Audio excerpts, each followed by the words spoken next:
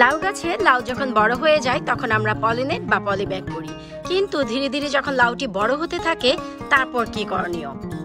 আশা করব আজকের ভিডিওটিও আপনাদের উপকারে আসবে এবং ভালো লাগবে। প্লিজ ভালো লাগলে ভিডিওতে একটি লাইক দিতে একেবারেই ভুলবেন না। আর চ্যানেলে যদি নতুন এসে থাকেন অবশ্যই চ্যানেলটি সাবস্ক্রাইব করে নেবেন, আর যারা করেছেন তাদেরকে তো অসংখ্য ধন্যবাদ। তো চলুন আমরা একটু দেখে আসি, যখনই আমাদের পলি ব্যাগ করা লাউটি বড় হয়ে যায় তখন আমাদের কি করতে হয়। কারণ যেহেতু গরমের সময় মাছি এবং মৌমাছি ঘুরে বেড়ায়, আমরা তো লাউ একটি সার্টেন সময় পর্যন্ত পলি ব্যাগে রাখতে হবে। কারণ আমরা যদি তার আগে লাউটি খুলে ফেলি তখন কিন্তু লাউটিতে পচন ধরা শুরু হবে।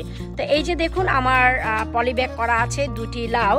আশা করছি আপনারা দেখতেই পাচ্ছেন যে লাউটি মাশাআল্লাহ কত বড় হয়ে গেছে। এই যে দেখুন।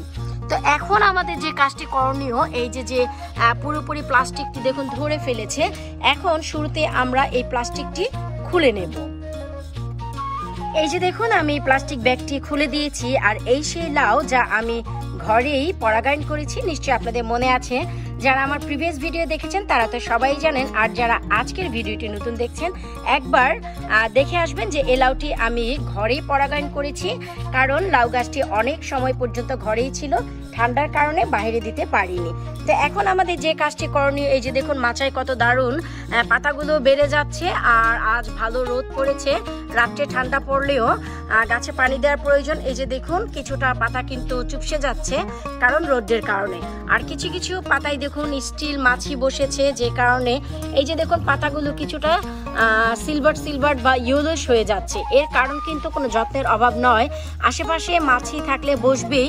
তো পাতা আমরা অনেক প্রোটেক্ট করতে না পারলেও আমাদের কিন্তু গাছের ফলনটিকে ধরে রাখতে হবে, লাউটিকে বাঁচিয়ে রাখতে হবে।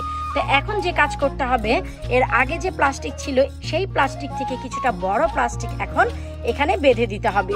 তো এই যে দেখুন আমি একটি প্লাস্টিক ব্যাগ নিয়েছি, আর বরাবরের মতনই আমি ব্যাগটি কিন্তু এই যে দেখুন নিচের দিক থেকে ছিঁড়ে নিয়েছি। এই যে এখন এই প্লাস্টিক দিয়ে আমি লাউটি কভার করে দিচ্ছি।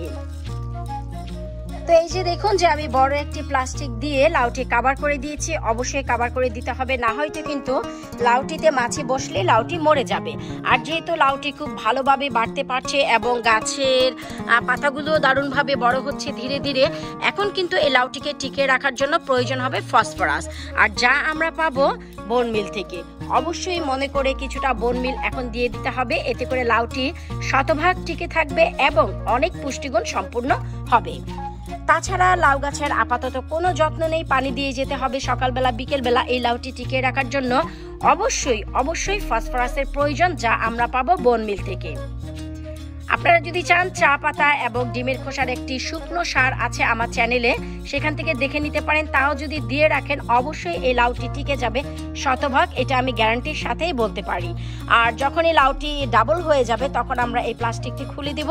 ভিডিওর আইডিয়াটি ভালো লাগলে অবশ্যই কিন্তু ভিডিওতে লাইক দিতে একেবারেই ভুলবেন না, কারণ আপনাদের লাইক আমার জন্য অনেক ইন্সপায়ার নিয়ে আসে।